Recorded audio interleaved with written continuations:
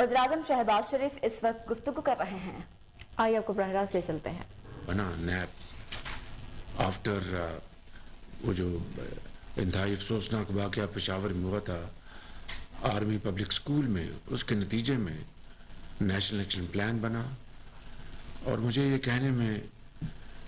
کوئی تامل نہیں ہونا چاہیے کہ اس وقت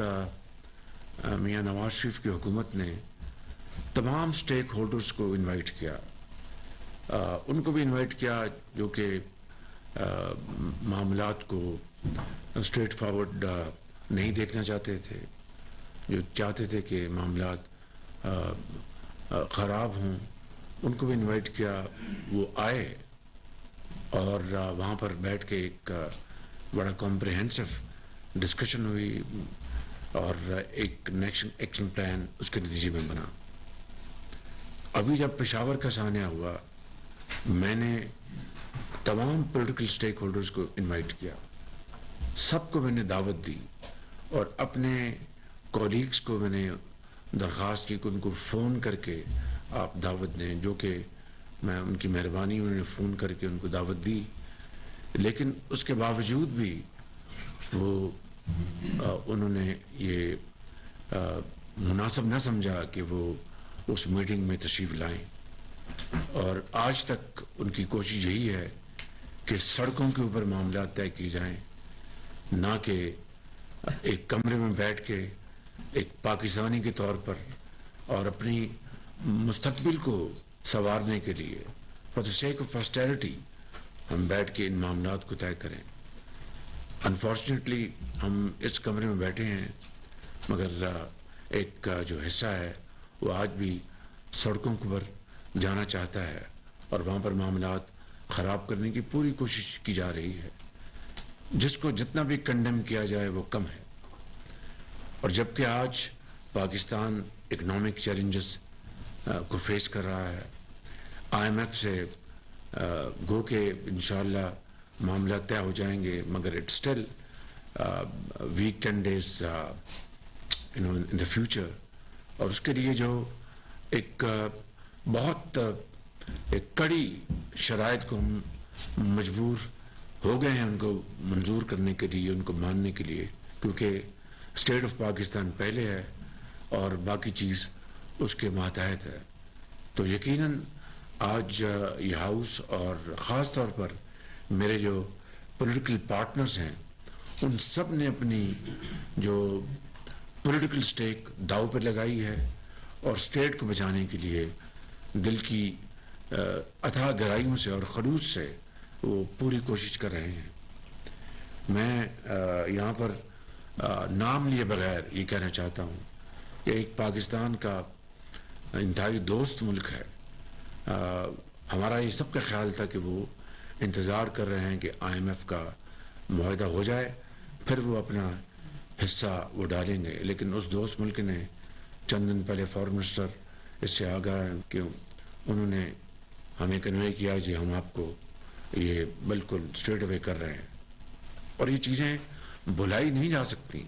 اس طرح کی اور بھی ماضی میں اس طرح کی ان کی جو پاکستان کے لیے درد دل سے ان کی جو کنٹریبیوشن ہے،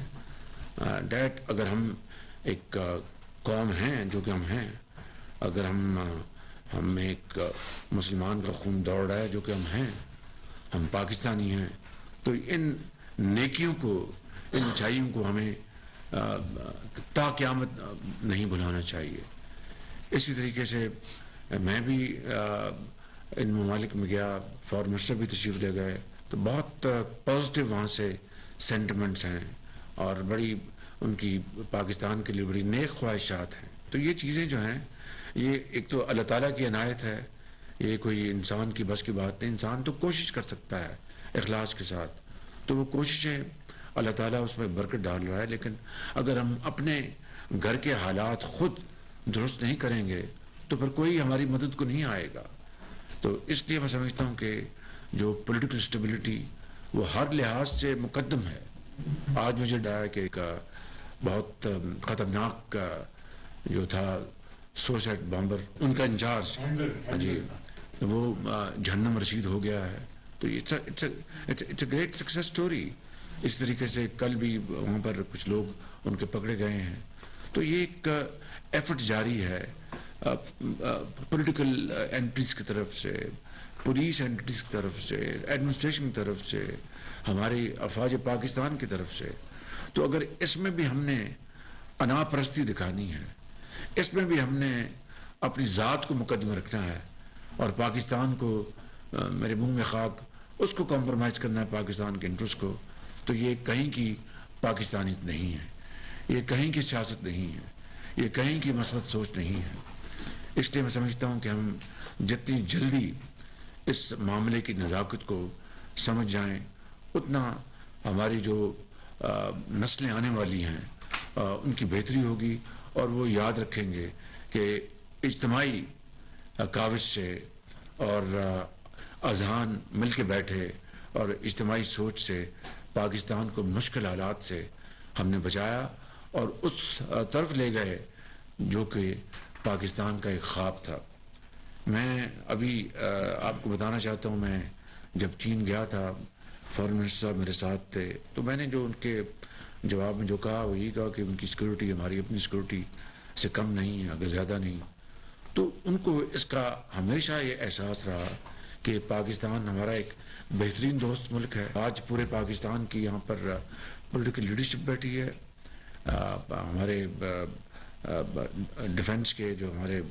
جو آفیسرز وہ تشریف فرما ہیں سپہ سالار کی قیادت میں, ہمارے پولیس آفیسرز ہیں اور دوسرے گورنمنٹ آفیشلز ہیں. یہ کہاں کا انصاف ہے کہ ایک اچھا بڑا ملک چل پڑا تھا, امن اور سکون قائم ہو گیا تھا, اور 83,000 پاکستان کے سپوت وہ شہید ہوئے, مائیں بیٹے والد بچے بچیاں, افواج پاکستان کے افسر نوجوان ان کے بچے, لا انفورسنگ ایجنسیز سیاستدان ان کے بچے. یہ جو کچھ امن پاکستان میں قائم ہوا ہے یہ پاکستان کا امن نہیں ہے, دنیا کے لیے امن قائم ہوا اور قربانیاں ہم نے دی ہیں. اور میں نے کہا کہ اس سے بڑی اور کوئی اس کی مثال نہیں, نہ کوئی ثبوت مہیا ہو سکتا ہے کہ 80,000 پاکستانیوں نے جام شہادت نوش کیا, اور یہاں پر پاکستان میں نہیں دنیا کے لیے امن کا ہم نے ایک بندوبست کیا. یہ کوئی اور مثال عصر حاضر کی تاریخوں کو بتا دے. تو میں آج ختام یہ کہنا چاہتا ہوں, جو میں نے ابتدائی باتیں کی ہیں, کہ ہمیں اگر پاکستان کو ترقی کی راہ پر گامزن کرنا ہے, پاکستان کو ایک اکنامک ٹائگر بنانا ہے, غربت بے روزگاری کا خاتمہ کرنا ہے, پاکستان کو اس کا کھویا مقام دلوانا ہے, تو پھر ہمیں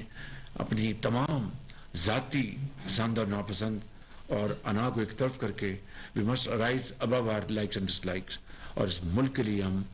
اکٹھے ہو کر اپنی تمام توانائیاں اس کے لیے صرف کر دیں. بس یہی راستہ ہے نہ صرف پاکستان کو بچانے کا, بنانے کا اور ایک عظیم ملک بنانے کا.